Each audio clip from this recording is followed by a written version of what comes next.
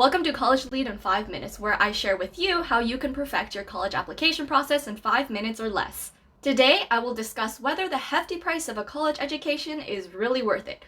So let's get started.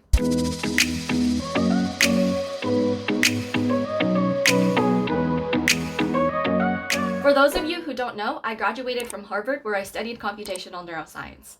First, I will cover the cost of a Harvard education, then how I was able to afford it, and then final thoughts on whether I think it was worth it. A standard Harvard education is 4 years. If you have enough credit from your AP tests, you can apply for advanced standing, where you can graduate from Harvard in around 3 years. Or you can opt to go for 4 years and get a master's degree on top of that. If anyone is curious to learn more about Harvard's advanced standing program, I will link the details in the description below. Let's start with how much it is overall. Harvard estimates that the cost of the tuition, room and boarding, in addition to living expenses in Cambridge, where the college is located, will add up to around $80,000 per year. Now let me walk you through what that breakdown looks like, and I'm going to reference my laptop down here just to make sure I don't fudge up the numbers.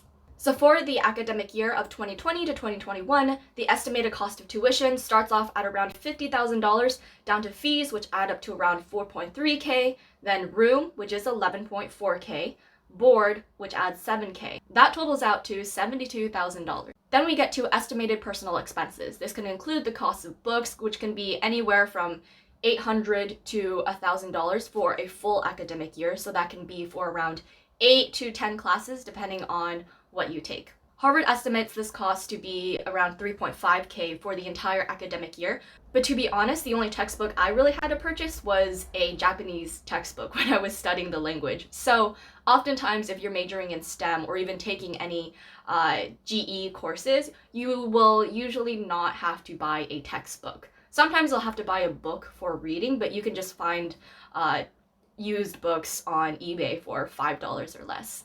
So now that totals out to the number that I mentioned earlier, which is an estimated $80K per year. Now that's a lot of money. Over the course of 4 years, that totals up to, let me get this right, $320,000. Let me just let that sink in for a little bit. That's a lot of money. So how was I able to afford college? A large part of my college tuition was paid for by the Harvard financial aid program. Then for whatever was left, I paid for that through a mixture of parental support. I'm forever grateful to my parents, and I hope to pay them back soon. Money from internships that I earned, and student loans that I'm still working to pay off right now. Is a Harvard education worth it? Let's see.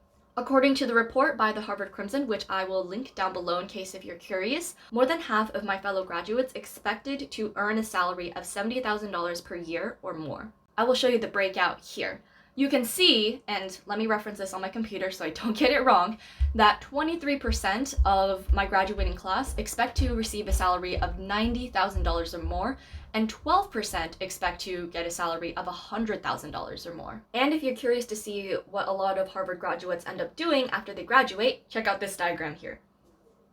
So if you do have student loans, it is very possible, as long as you're frugal, to pay off those loans within a few years after you graduate from college. And that's my plan. So was Harvard worth it? Looking back, I gained 4 different things. First, a great education.